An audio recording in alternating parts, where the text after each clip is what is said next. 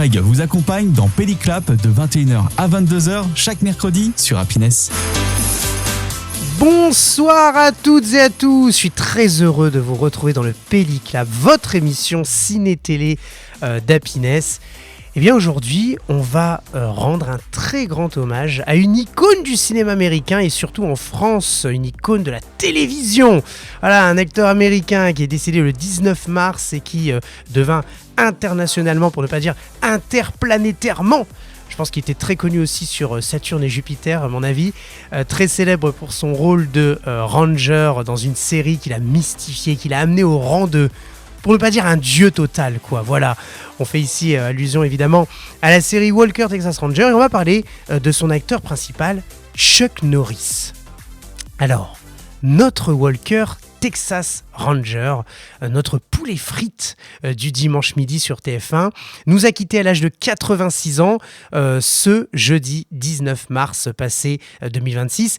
Et comme nous avons commencé la semaine du festival à Sérimania, eh bien ce festival, le fameux festival que vous connaissez peut-être, un festival lillois dédié aux séries, je pense qu'il est de bon ton de revenir sur la série d'enfance, en tout cas de la mienne, en tout cas de toutes les générations des années 90 avec l'acteur Chuck Norris, à savoir Walker Texas Ranger. Alors avant de parler de cette série mythique qui nous a tant marqué, parlons de Chuck Norris quand même. Alors Chuck Norris, c'est pas vraiment son vrai nom. Son vrai nom c'est Carlos Ray Norris. Voilà. Donc on va dire Chuck Norris évidemment parce que nous on le connaît comme ça, de ce nom-là.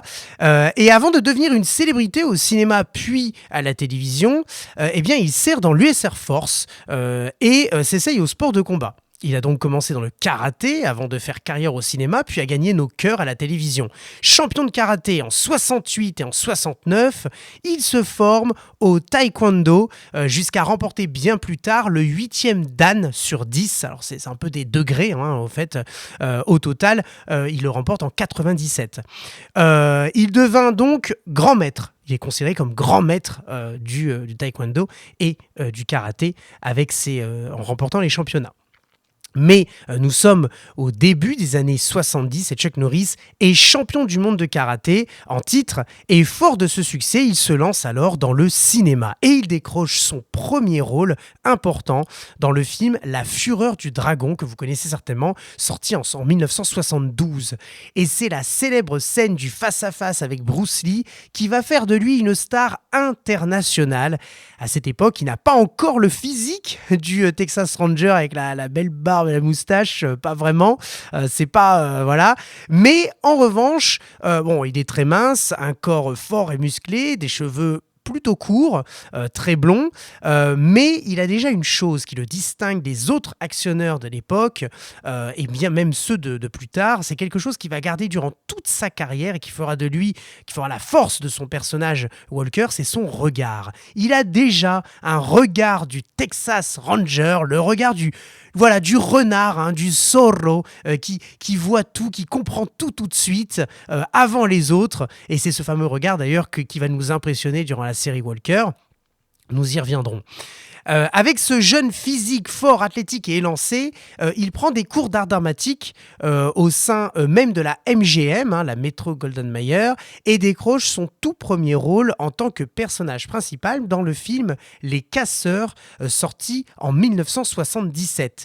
Il enchaîne des rôles dans certains films tels que Le Commando des Tigres Noirs, La Fureur du Juste ou The Octagon. D'ailleurs, moi je l'ai en DVD sous le titre de Octagon. Dent pour dent, Œil pour œil, des films qui ont été renommés aussi comme Truck, Mais en 1984, c'est là où sa carrière va prendre un tournant décisif avec un très gros film qui deviendra culte et qui bénéficiera d'une très grande notoriété parmi les nanars les plus célèbres des États-Unis. En fait, c'est pas vraiment un nanar, mais il deviendra un nanar malgré lui, c'est Portée disparue. Il va évidemment y avoir 3 films de Portée disparue, mais le premier sort en 84. Alors, peut-être que vous connaissez la réplique qui est devenue la devise des nuits de Nanarland, une réplique tirée du film Portée disparue 3. Petit dialogue entre, comme il le dit, Little John et Braddock, interprété par Chuck Norris. Je vous laisse apprécier ce bon moment. Si je ne les fais pas sortir, ils vont mourir. Vous avez tous les jours des gens qui meurent. Braddock, je vous préviens. Attention où vous mettez les pieds.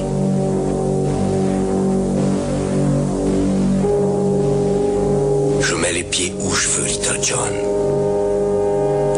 Et c'est souvent dans la gueule. Il met les pieds où il veut, ce Chuck Norris. Et c'est souvent dans la gueule, comme il le dit. Dans cet extrait que vous venez d'écouter, j'en profite au passage pour saluer Doumé, le professeur Rico et tous les autres membres de Nanarland qui ont su nous faire rêver, nous rassembler le temps d'une nuit à regarder des nanars pas possibles, qui nous attirent tant, voire même plus qu'un chef-d'œuvre, des fois oscarisable. 21h-22h, c'est Pédiclap. C'est le Pédiclap et c'est Portée disparue, c'est Chuck Norris, ce grand hommage qu'on essaye de faire pour cet acteur américain qui a tant marqué notre enfance au cinéma et à la télévision. Portée disparue, on en parlait, c'est produit par la MGM et puis qui a racheté aussi la Canon ensuite dans les années 90. Et d'autres films signeront Chuck Norris eux-mêmes comme rôle principal et il deviendra littéralement l'icône de l'action movie fin des années 80 avec des films tels que l'excellent Temple d'Or que j'aime beaucoup, produit une fois encore par Menachem Golan et sa production Canon. Un film avec Louis Gossett Jr. aussi, peut-être que c'est une figure que vous connaissez dans le cinéma.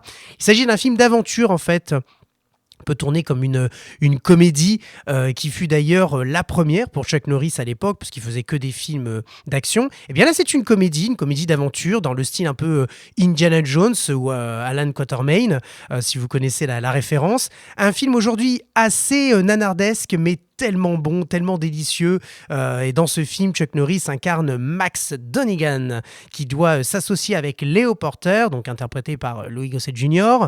Et leur objectif, en fait, ils sont engagés pour retrouver un trésor aztèque enfoui, c'est pas enfoui, enfoui, au fin fond de l'Amérique centrale. Voilà, je vous conseille de voir ce film parce qu'il est absolument délicieux. Moi, je l'adore, le Temple d'Or. Et ça nous permet aussi de voir un petit peu un Chuck Norris un petit peu plus jeune. Voilà, il commençait déjà un peu à avoir ce petit look de Walker, mais sans la barbe, parce que je crois qu'il n'avait pas de barbe dans ce film. Mais voilà, c'est le Chuck Norris qu'on aime bien, surtout que c'est sa première comédie et ça fonctionne assez bien dans la comédie, je trouve. Et parmi les films de la Canon, on peut aussi citer les deux magistraux Delta Force, notamment le 1 qui nous régale avec la scène à moto où le personnage totalement fou, interprété par Robert Foster, il est absolument délicieux. D'ailleurs, c'est avec Lee Marvin aussi, un autre acteur certainement que vous connaissez, qui s'associe ici avec Chuck Norris.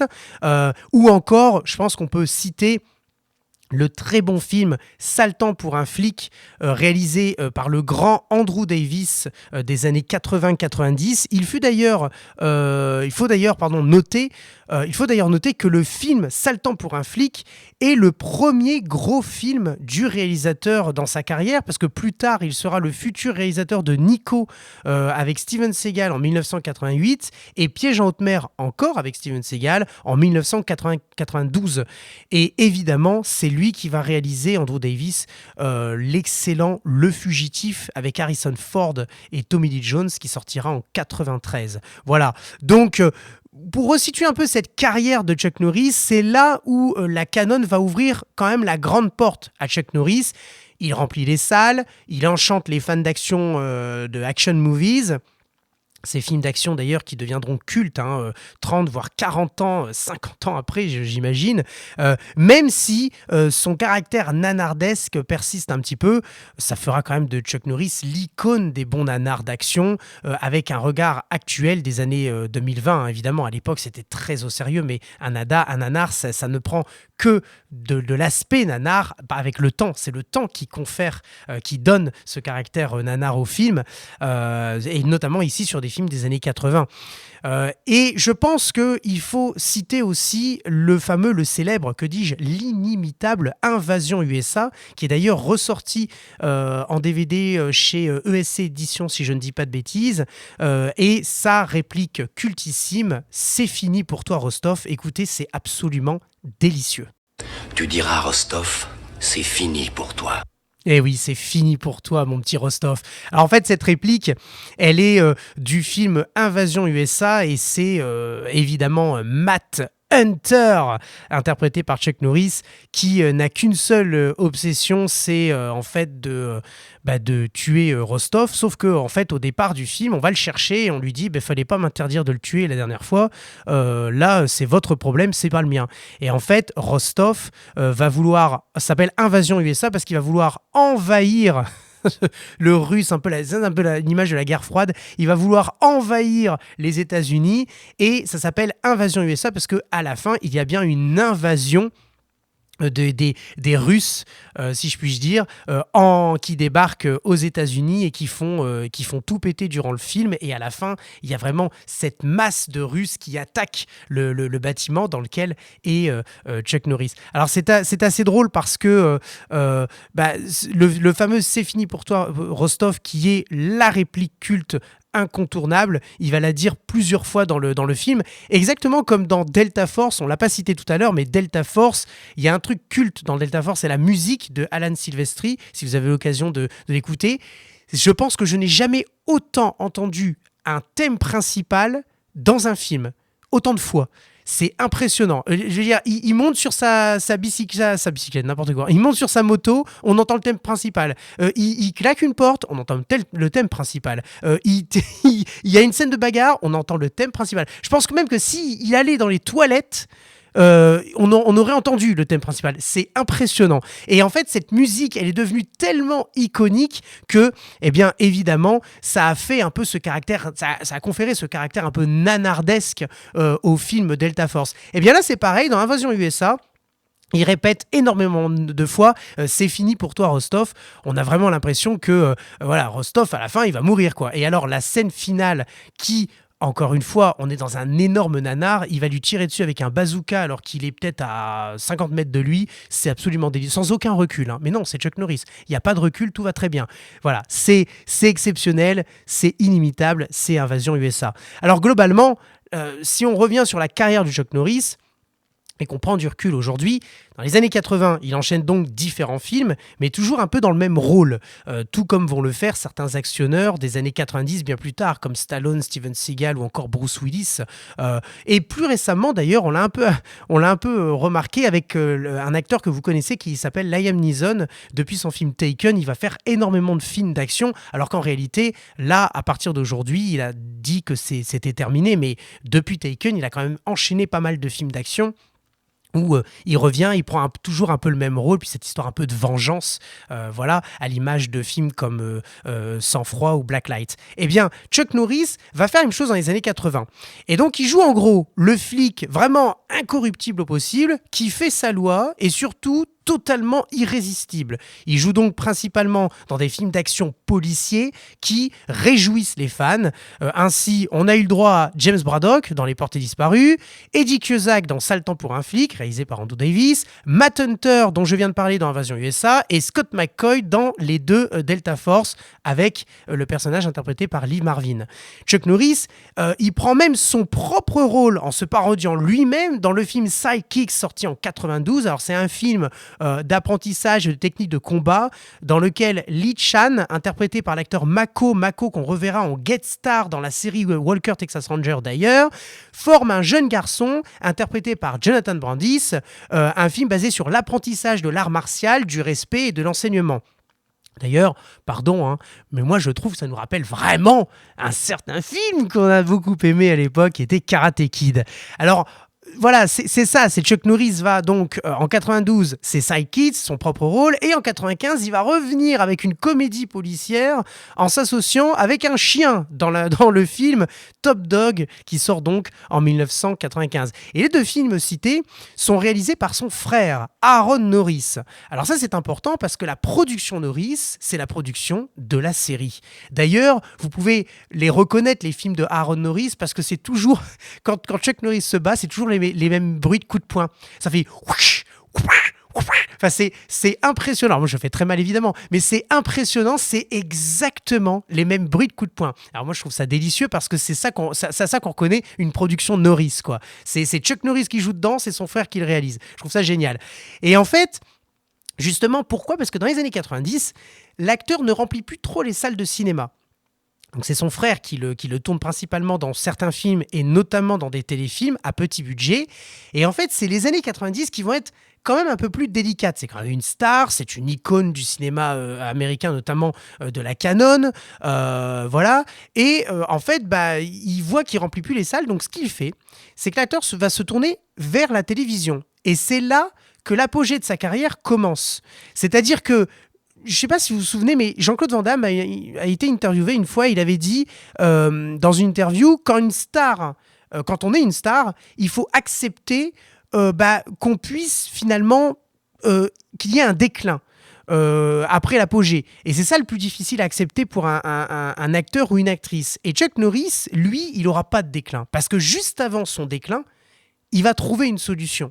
Au moment où sa carrière aurait pu retomber soit dans l'oubli, soit dans des téléfilms très très mauvais. On l'a vu malheureusement avec des acteurs qui ont été très connus dans des séries TV, mais qui après ne sont pas malheureusement sortis ou très rarement de la télévision. Eh bien en fait, Chuck Norris, lui, va prendre un autre virage, qui l'amènera sur une autoroute à sens unique, qui ne verra aucune limite en fait. Et c'est là où la télévision CBS lui offre cette opportunité, en production avec son frère Aaron Norris, en diffusant une série qui deviendra culte. C'est la série Walker Texas Ranger. Chuck Norris, c'est le 21 avril. D'ailleurs, j'embrasse ma mère parce qu'elle est née un 21 avril, ça n'a rien à voir, mais voilà. 1993, eh bien, on écoute ça.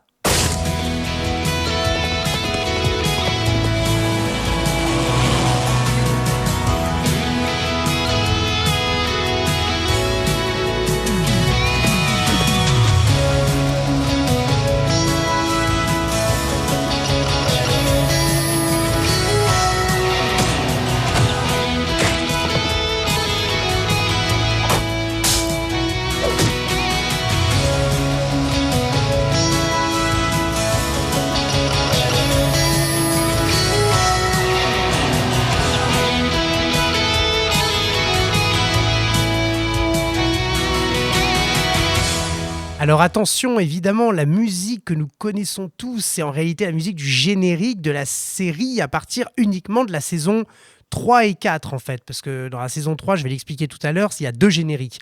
Mais bon, avant, on a quand même un générique, celui que vous venez d'entendre, de la saison 1 et 2, qui ne fut pas celui que nous connaissons tous, mais plutôt celui-là que vous venez d'écouter. C'est un générique un peu héroïque. On a un héros, enfin deux, avec Jimmy Trivette. Et en fait, c'est vraiment typiquement calqué sur les musiques un peu, on reconnaît un peu comme MacGyver, l'agence touriste. C'est des musiques très, comment dirais-je, très joyeuses. On a vraiment 2 héros qui viennent sauver, défendre une ville telle que Dallas. Voilà. Alors, cette musique-là, la musique du générique va prendre un autre tournant dans la saison 3. Alors, évidemment, on parle de musique en premier, car c'est quand même ce qu'il y a de très marquant dans cette série. Mais la musique ne fait pas tout. On est quand même dans la saison 1, il faut quand même parler du casting de l'épisode pilote. Walker Texas Ranger s'ouvre sur un épisode pilote sans générique. Ah oui, comme c'est de coutume pour les épisodes, les séries des années 70-80. À l'image de Starsky Hutch, MacGyver ou encore l'agence Touriste, ce sont des séries, l'épisode pilote, qui est un épisode assez long, typiquement comme un téléfilm, il n'y a pas de générique au début. En revanche, on entend le thème principal à la fin, dans le générique de fin.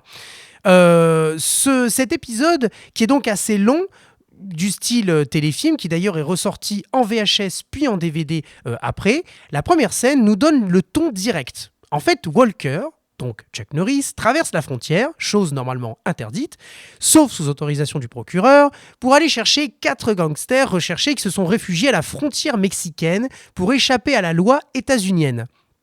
Il arrive, il gare son pick-up. Alors là, je vous décris, on n'a toujours pas vu son visage. Donc c'est vraiment un plan sur ses bottes et sur son pick-up qui arrive. Il gare le pick-up, il ouvre son coffre. Oui, parce qu'en fait, comme c'est un pick-up, en fait, il ouvre juste le coffre arrière, mais enfin, il descend en fait le coffre. C'est un coffre qui se descend. Et il entre dans le bar.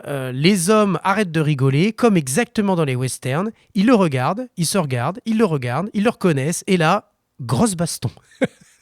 Ni une ni deux, Walker les place un à un dans son pick-up et les ramène aux États-Unis. Et c'est à son retour qu'on voit pour la première fois Alex Cahill, substitut du procureur, interprété par Sherry G. Wilson, qui lui rappelle la loi, qui est allé sans autorisation au-delà de la frontière pour aller chercher les gangsters.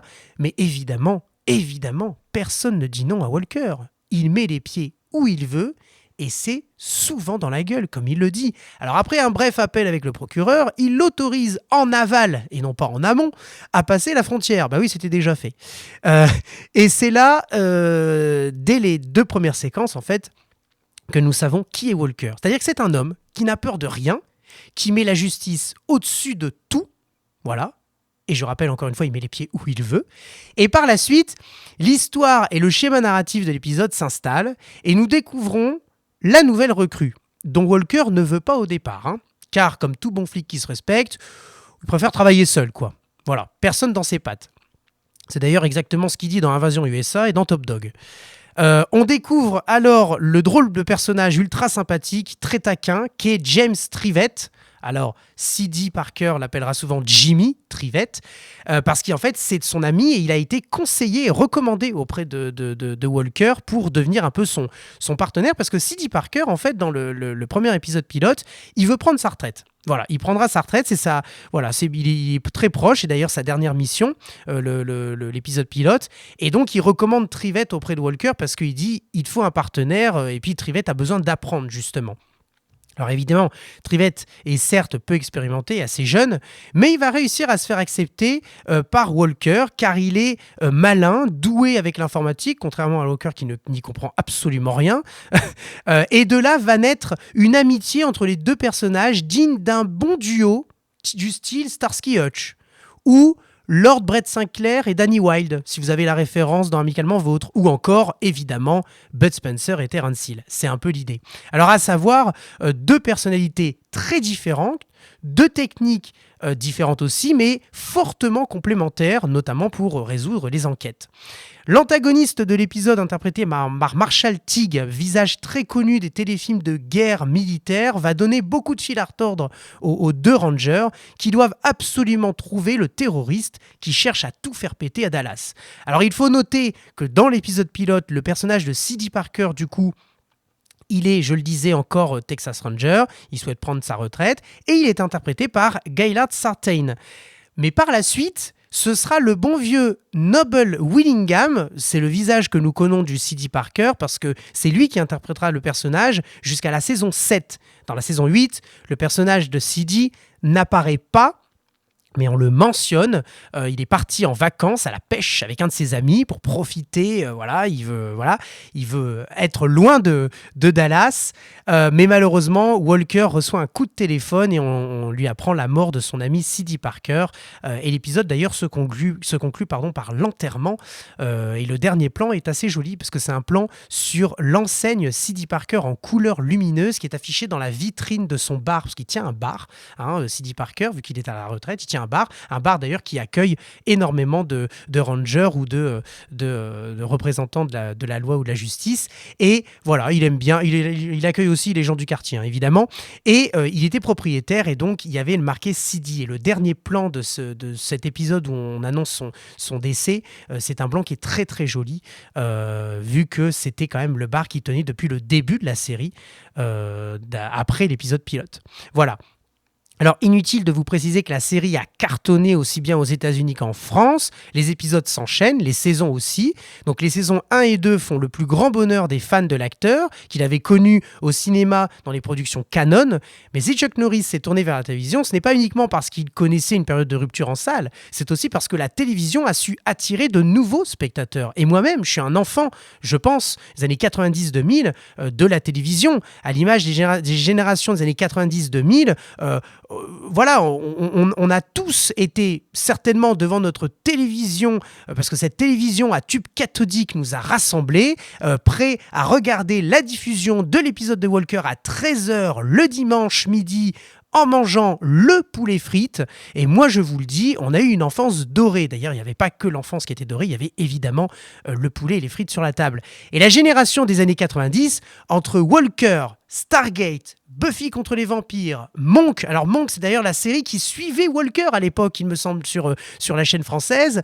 Charmed ou encore Friends.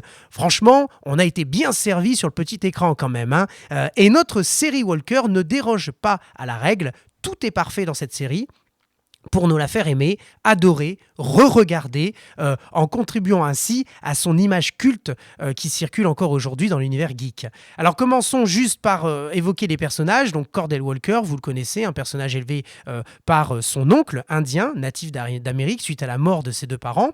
Plus tard, il devient ranger pour lutter contre le crime, les terroristes et les narcotrafiquants à Dallas, au Texas. Un lien d'ailleurs avec son histoire avant Walker, c'est son oncle, on le disait, qui l'a élevé, Ray Firewalker, indien d'Amérique, qui l'a élevé et il est interprété dans la saison 1 et 2 par Floyd Westerman. Il y a, je le disais tout à l'heure, la mise en place d'un duo avec le ranger James Jimmy Trivette, interprété par Clarence Gilliard, excellent acteur qu'on avait déjà vu d'ailleurs dans Die Hard, Piège de cristal. Il jouait Théo, le génie d'informatique, qui doit ouvrir ce coffre pour Hans Gruber, interprété par Alan Rickman. Voilà, donc moi je l'avais déjà vu dans ça. Et donc là, dans la série, c'est un petit expert des nouvelles technologies. Il adore l'ordinateur. D'ailleurs, Walker se moque de lui à chaque fois. Il dit interroge ton ordi pour savoir, parce qu'il n'a pas la réponse. Et sur la réponse est sur l'ordi et sur Internet, qui vient tout juste d'ailleurs d'être inventé. Oula, ça fait vraiment phrase de vieux, ça par contre. Il vient tout juste d'être inventé à l'époque. Ouais. On est en 1993. Une femme forte aussi qui débarque dans la série dès le premier épisode. On l'a dit tout à l'heure, c'est Alex Caig, substitut du procureur, qui deviendra d'ailleurs l'épouse de Walker. Je vous spoil un peu la série, mais bon, tout le monde l'a vu, donc on s'en fiche. Et qui est un puissant allié judiciaire pour le héros principal, interprété par Sherry J. Wilson. L'ami de toujours, C.D. Parker, on le disait, qui tenait le bar, le CD Bar and Grill, interprété par Noble Willingham. Et enfin, deux nouveaux rangers qui interviennent à partir de la saison 7 et 8 et qui incarnent la nouvelle génération qui travaille en équipe conjointement avec Walker et Trivette. C'est Sidney et Gage, respectivement interprétés par Nia Peoples, visage assez connu des films et téléfilms bis, et Justin Mills, cet acteur d'ailleurs qu'on retrouvera dans la filmographie de Chuck Norris dans le téléfilm L'Homme du Président 2, qui est donc la suite du 1 évidemment, mais sauf que Justin Mills ne joue pas dans le 1, ça c'est assez drôle, c'est un film d'ailleurs qui avait été aussi une production des frères Norris. Et comment on le reconnaît ? Parce que, encore une fois, quand ils se battent, c'est exactement le même bruit des coups de poing et je trouve ça absolument délicieux. Les personnages posés, le concept des Rangers qui font la loi à Dallas est écrit. Parlons maintenant d'un élément essentiel, si vous le voulez bien, l'élément que tout le monde attend. Voilà, dans une série, ce qui renforce son caractère, son identité, mais surtout, là, dans les années 80-90, c'est la musique. Tout à l'heure, nous avons évoqué la musique des saisons 1 et 2. Vous l'avez écouté, vous avez dit, mais c'est pas la musique de Walker, ça. Eh bien si, c'est la musique de la saison 1 et 2, qui n'était pas celle qu'on connaît tous aujourd'hui. Mais saviez-vous que la saison 3 a eu aussi sa propre musique dans la saison 3, que peu de gens connaissent. Celle-ci.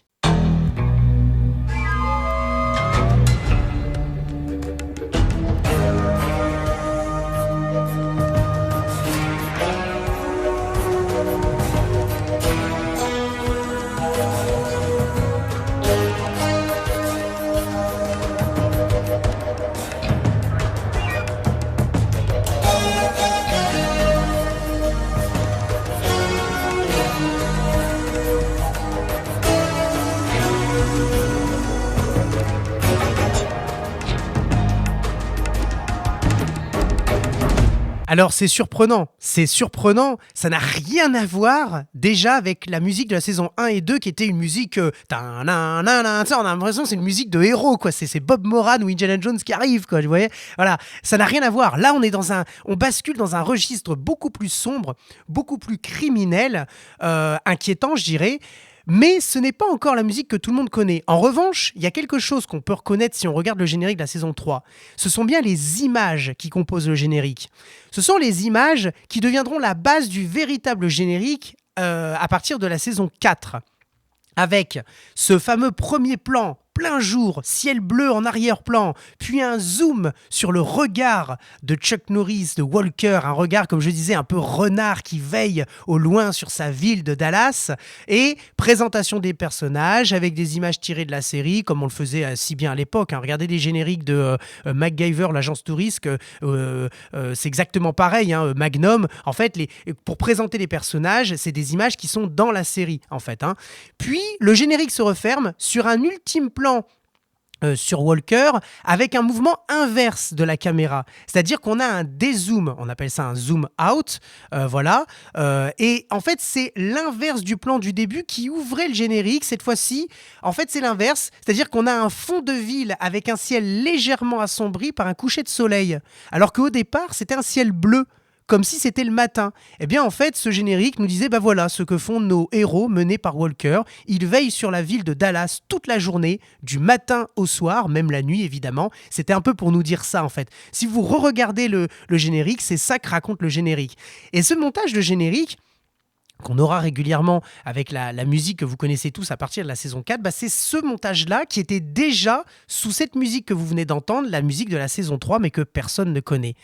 La musique que nous connaissons en revanche dans la saison 4, elle a été écrite par Kirk Wilder et interprétée par Chuck Norris lui-même. De la musique The Eyes of the Ranger, je suis super bien avec l'accent, c'est évidemment une référence à un chant traditionnel texan qui existait déjà. D'ailleurs, c'est pour cette raison que si vous cherchez la musique sur les plateformes streaming, en fait, elle existe mais en plusieurs versions. Par contre, vous n'aurez pas la version de Kirk Wilder qui est protégée par la production Norris et qui n'est jamais sortie sur les plateformes de streaming, ni même en édition physique, parce qu'à l'époque, on avait des CD compacts qui existent encore, mais qu'on achète peut-être moins avec la musique streaming. Voilà. Et donc, du coup, ça reprend un chant traditionnel texan. Et moi, je vais quand même parler sur cette musique. Moi, il y a une scène que j'adore. C'est en fait dans un épisode où Trivette et Walker attendent des criminels. Ils sont en planque dans la voiture de Walker.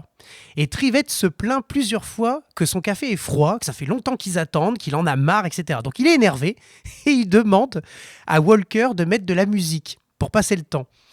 Donc Walker souffle un peu, il appuie sur le bouton et c'est la musique du générique qu'on entend en audio intradiégétique. Alors intradiégétique, ça veut dire à l'intérieur de la diégèse, donc de l'histoire. Et le son, en fait, sort du coup du poste de radio de la voiture de Walker. Donc c'est la musique du générique, en fait. Et Walker apprécie. Trivette n'aime pas du tout. Donc il dit, mais c'est pas de la musique, ça. Donc il appuie sur le bouton pour changer de radio. Donc ça change de radio. Il dit, ah, là c'est mieux, c'est une musique que personnellement je ne connais pas. Walker le regarde, il le dévisage d'avoir touché à sa radio perso et il remet la musique du générique. Donc il change de radio et donc ça retombe sur la musique du générique de Walker qui commence à battre le rythme sur son volant en disant, voilà, ça c'est de la bonne musique. Donc Trivette, il le regarde bizarrement, parce que lui, il n'aime pas du tout. Il va pour rechanger la radio, mais Walker le regarde méchamment en lui disant « Si tu touches à la radio, je te pète la gueule. » Comme ça. Il dit « Ne touche pas à cette radio. » Et le plan des deux hommes dans la voiture se poursuit. Il est très long parce qu'il se poursuit jusqu'à la fin de la musique. C'est-à-dire qu'ils ont fait exprès d'attendre la fin de ce plan où les deux hommes sont comme ça, ils viennent de s'engueuler pour une musique. Ils ont fait exprès d'attendre la fin de la musique, en fait. Donc, qui est la musique du générique. Alors, c'est un moment qui est surprenant parce qu'on s'y attend absolument pas. Il est hilarant. Moi, j'ai énormément ri parce que je m'attendais pas du tout à ce que les personnages... Normalement, les personnages n'entendent pas la musique du générique de leur propre série. Mais là, en fait, elle est diffusée à l'intérieur de la musique de la voiture de Chuck Norris. Je trouve ça absolument délicieux. Ça s'appelle tout simplement une mise en abîme. Voilà. C'est une mise en abîme car ils ne sont pas censés entendre cette musique. Voilà. Allez, je vous fais pas languir plus longtemps. Cette musique de Walker saison 4, la voici.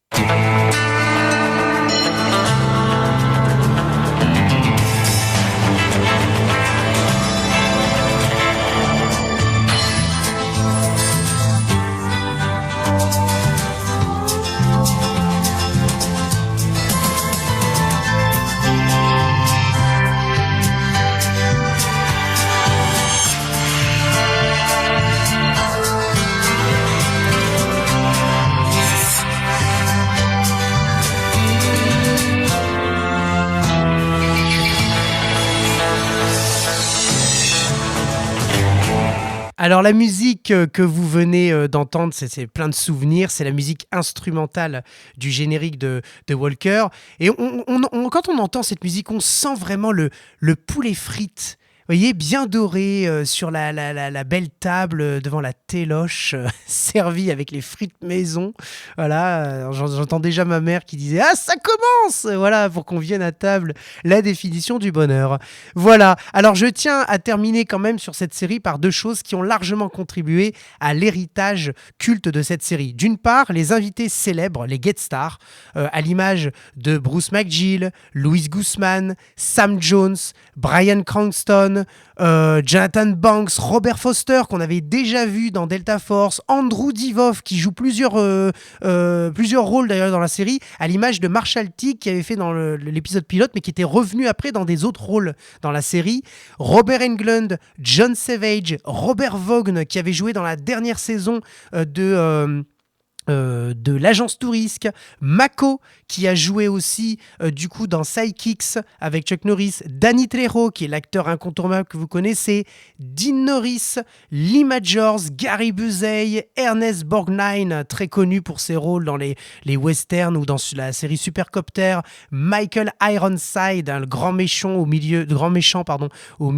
de la saison 8, Michael Ironside qu'on connaît notamment aussi pour des rôles que je sais pas comme dans Starship Troopers par exemple. Enfin voilà, exceptionnel. Tsima qui jouait dans la série 24 heures chrono dans les années 2000 et c'est celui qui joue le consul Han dans Rush Hour. L'acteur aussi Kari Hiroyuki Tagawa, visage incontournable des films ou téléfilms américains. Hulk Hogan aussi, qui est présent dans la série, qui est un grand ami de Walker dans la série. Ou encore, je voudrais quand même citer Sammo Hung dans l'épisode Le Grand Nettoyage, qui est dans la saison 7. C'est un épisode, en fait, qui se trouvait, c'est la suite d'un épisode qui se trouvait dans la série Le Flic de Shanghai avec Sammo Hung en tant que personnage principal. Et en fait, quand deux personnages se rencontrent dans une série puis dans l'autre, on appelle ça un crossover. Et en fait, dans la saison 7, vous avez la deuxième partie d'un épisode qu'il y avait dans la série Le Flic de Shanghai, série dans laquelle était intervenu du coup Chuck Norris. Parce qu'il faut savoir que Chuck Norris, du coup, ça se passe à Dallas. Par contre, Sammo Hung, ça se passe à Los Angeles. Et donc, les deux personnages étaient allés dans l'une et l'autre ville pour s'intégrer dans la série. Ça fait partie d'un des meilleurs crossovers, je trouve, que moi, j'adore. J'ai adoré personnellement à l'époque. Voilà. Alors, ces stars sont intervenues dans la série donc Walker, Texas Ranger, toutes celles que je viens d'énumérer là, en incarnant bien souvent des méchants, mais aussi des alliés du Ranger pour combattre le crime à Dallas. Enfin, il me paraît nécessaire de parler en France de l'excellent travail de doublage effectué par Bernard Tiphaine, Nicolas Marié, Robert Darmel ou encore Malvina Germain, Odile Schmidt, Emmanuel Curtil même et Pierre-François Pistorio.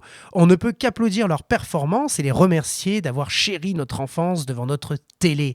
Évidemment, il fallait les citer. Alors, il y aurait tant de choses à dire sur cette série, comme la série spin-off par exemple, intitulée Le Successeur avec Carlos Sandoval et Trent Malloy. Alors, ce sont des personnages récurrents des saisons 4 à 6.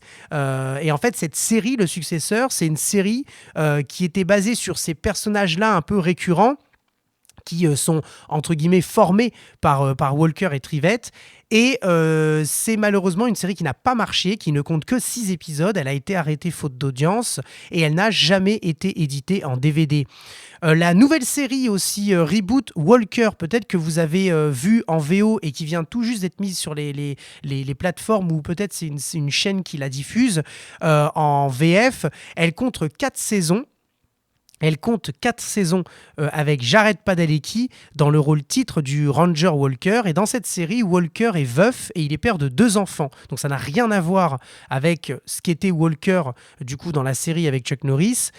Il se rend compte que les circonstances de la mort de sa femme sont troubles et décide de mener sa propre enquête. Et il y a même eu une série spin-off préquelle de cette série reboot qui s'appelle Walker Independence, mais qui n'a tenu qu'une seule saison. faute d'audience qui a été très vite annulée. On pourrait aussi parler du tout dernier épisode de Walker Texas Ranger qui s'appelle La Machination. C'est un long épisode téléfilm qui vient conclure la série suite à une demande des fans sur Internet. Voilà, ils avaient jugé que la fin de la saison 8...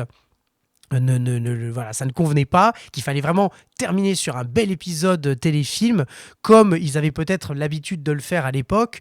Et ainsi, 12 ans après la première diffusion du premier épisode de Walker, le 21 avril 1993, en fait, Walker conclut sa série avec un téléfilm en sortant Clarence Gilliard de la retraite. Et oui, il avait pris sa petite retraite en 2002, si je ne m'abuse. Et bien là, il le ressort pour la retraite et l'épisode est diffusé, le téléfilm, en 2005, amenant une ultime fois Chuck Norris au devant de la scène sur le petit écran, parce qu'en fait, finalement, on ne va pas le revoir de sitôt. On le reverra pour le grand public et pour le plus grand bonheur des fans. On va le revoir dans Expendables, le 2, si je ne m'abuse, deuxième film de la saga. Expendables, c'est cette fameuse équipe dirigée par Stallone, et le 2 était sorti en 2012. Et en fait, il va revenir, et d'ailleurs, il va revenir, alors sa venue est exceptionnelle parce qu'il va citer ce qu'on appelle une Chuck Norris Facts au moment de revenir, il va même en jouer. Alors, justement, ça, il faut en parler 2 minutes parce que on a dit qui était Chuck Norris et qui restera à tout jamais notre Walker Texas Ranger. Il est fort, il est très fort, il est tellement fort que dans les années 2000 et encore aujourd'hui, les utilisateurs d'Internet et les réseaux sociaux ont inventé les Chuck Norris Facts. Alors c'est quoi ? En fait, ce sont des phrases ou des blagues qui mettent en avant Chuck Norris en disant qu'il peut faire des choses alors que c'est foncièrement impossible. Ce qui lui confère des pouvoirs un peu surnaturels, surhumains, produisant un peu l'illogisme ou l'incohérence, mais c'est normal pour lui car il est super méga fort, c'est Chuck Norris, un point c'est tout. Et en fait, il y a même un site qui s'appelle chucknorrisfacts.fr, si je ne dis pas de bêtises, qui recense toutes ces blagues qu'on a pu faire. Et justement, je vais vous en donner quelques-unes parce qu'elles sont exceptionnelles. C'est des choses vraiment qui sont impossibles. Mais en fait, c'est parce que c'est littéralement aujourd'hui un dieu. Chuck Norris, il a déjà tagué le mur du son, ce qui est foncièrement impossible parce que le mur du son n'est pas un mur. Mais donc lui, il l'a déjà tagué. Un jour, Chuck Norris n'est pas allé à l'école pendant 2 jours et depuis, on appelle ça le week-end. Celle-là, je trouve pas mal. La suivante est excellente. Chuck Norris sait convertir un euro au christianisme. Je trouve ça génial. Je vous avoue que je me suis amusé à aller chercher. Chuck Norris porte conseil à la nuit. Elle est pas mal. Elle est poétique, celle-là. La prochaine, par contre, elle est incroyable. Chuck Norris peut faire un accent marseillais en langage des signes. Excusez-moi, je rigole. Et enfin, allez, une petite dernière parce que je l'aime beaucoup celle-là. Dans les films de Chuck Norris, il n'y a pas de générique de fin, mais une liste de noms de personnes qui ont survécu pendant le tournage. Enfin bref, voilà, je vais pas vous en faire trop. Vous irez les regarder, elles sont exceptionnelles. C'est Chuck Norris Facts et c'est notre Chuck Norris à nous. Il est fort, il est puissant. Voilà Chuck Norris, voilà qui il est, ce monument, un héritage, une histoire, et jamais on ne pourra l'oublier. Cet hommage du coup qu'on vient de faire n'est pas uniquement pour dire qu'on adore ses nanars et son image de Walker. Non, c'est aussi pour souligner qu'il faisait partie de notre enfance, notre culture geek commune, et surtout il a construit notre identité cinématographique et télévisuelle. Allez, on se quitte quand même avec cette superbe musique de Chuck Norris, Dirk Wilder de la saison 4 que j'adore, juste parce que l'ambiance cowboy c'est absolument génial. Sortez vos pistolets, vos chapeaux, Walker est dans la place. In